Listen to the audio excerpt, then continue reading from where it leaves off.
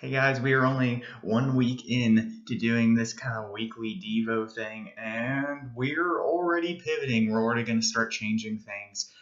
So from this point, at least for the next couple weeks, we're going to be doing kind of a Q&A segment where I'll field one or more questions every week about God, about the Bible, about whatever you all want. You don't have to be a part of Berean to ask a question. Anyone in my Facebook feed or that's following Berean on Facebook or whatever can comment, can have your questions answered. We'll just put them on a big list. We'll pick a few each week and we'll just kind of go at it. It's going to be about anything, but preferably, something pastoral, something theological, something along those lines.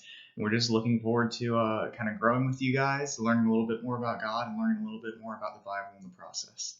Thanks. We got a pretty interesting question this week, which is, if I were talking to graduates, what would I say? If I were talking to this year's graduates, what would I say? And it kind of got me thinking, so I went and I dusted off my old high school diploma because unfortunately I haven't gotten my bachelor's degree sent to me yet. And I was thinking, what would I say if I were just now graduating from Blacksburg High School? What would I want said to me in that situation? And then I realized it's kind of sort of a weird meta question for me anyways, because, well, I am a graduate. I'm not a high school graduate this year, but I just finished up with my bachelor's program. And my graduation was postponed, just like a lot of yours probably were, or canceled, or put online, or turned into like a giant drive-through thing. Regardless of what happened, a lot of you graduates have probably gone through pretty similar things. And so I kind of rephrased the question in my head to, well, what do I wish people would say to me? What would I say to my classmates if they came to me? What have I heard even my classmates saying? And from that, I kind of came up with this. What would I say if I were talking to graduates? Well, the first thing I would say is thank you. Thank you for putting others first. Now, I know that this wasn't your choice and that some of you may not have chosen these shutdowns, but a lot of you have embraced them. A lot of you have seen these things as your opportunity to do your part against a global crisis. So for that, thank you. Because for a lot of you, you're healthy, you're young, so COVID probably wouldn't have been super dangerous for a lot of you. Unpleasant? Yeah, but not deadly. But for the sake of your classmates, the ones with cardiovascular diseases and immune deficiency disorders, for the sake of your communities, for the sake of the elderly around you, you willingly sacrificed. You social distanced, you had your graduations canceled, you didn't attend prom or your baccalaureate ceremonies. You willingly sacrificed for the sake of other people. So thank you. Because we should all imitate your selflessness.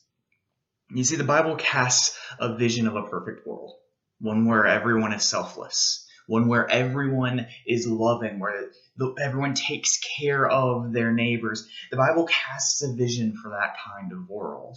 And regardless of your religious affiliation, whether you're a Christian or questioning or a different religion or faith system entirely, regardless of your religious affiliation, when you took part in those programs, when you willingly saw your graduations being canceled, moved to online, or postponed, you became part of making that selfless, loving world a little bit more of a reality. So for that, thank you. I would want to say that your sacrifices aren't in vain, because many of you have made big decisions before, but never made a big decision that's affected this many people. For many of you, this is the first time in your lives that you've made a decision that has affected this large of a group. But when you lost your prom, it kept someone's grandma out of the hospital. When you did a drive-through or virtual graduation or had your graduation delayed until September, you kept someone's brother alive. And social distancing has saved tens of thousands of lives, and you were a part of that, and you continue in many places to be a part of that. So again, thank you. And that sacrifice wasn't in vain.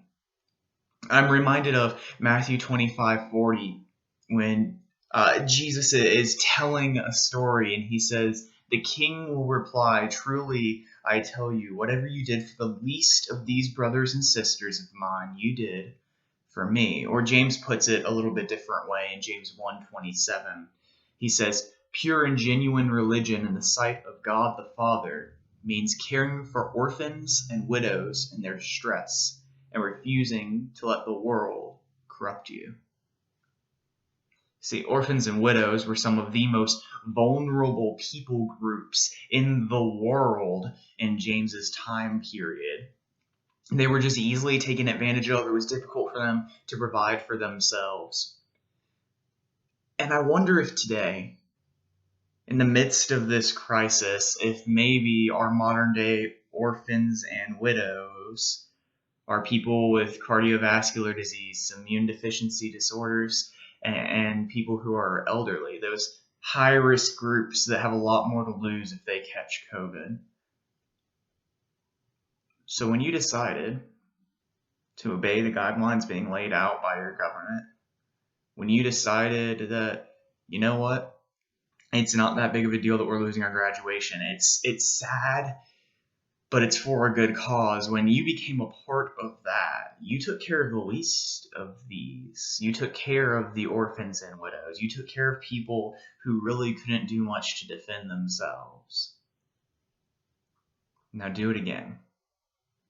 Carry this exercise and selflessness into the world with you. Don't make this one immense moment of self-sacrifice a unique or a novel event. Make this a lifestyle.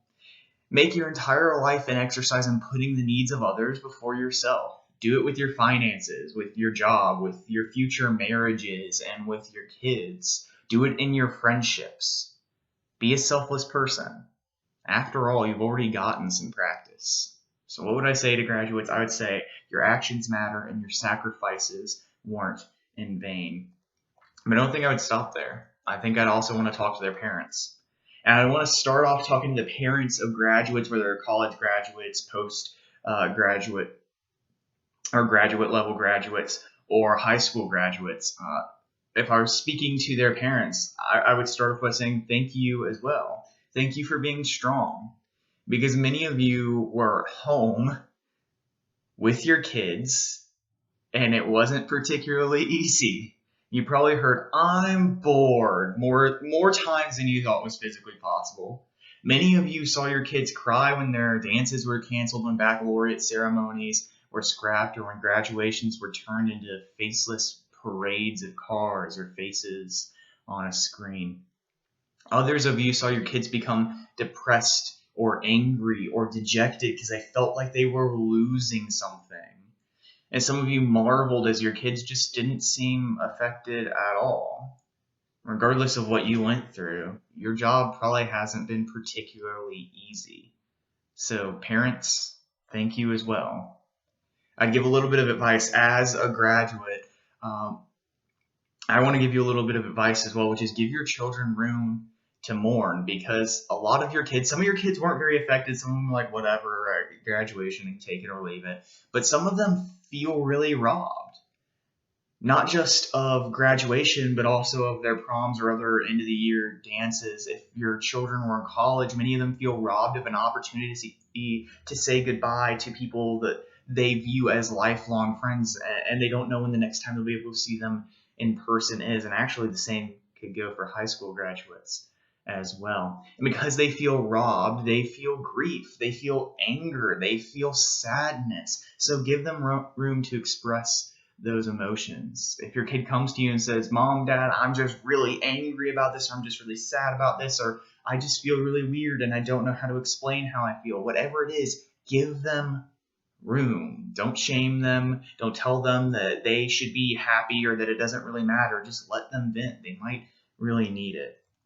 And last of all, I'd encourage you to use this as an opportunity. Many of you parents, especially parents of high school graduates, have been given a really unique opportunity to spend more time with your kids than you ever would otherwise, because you're working from home. They don't have school. They, in many areas, can't go out with their friends and do anything quite yet.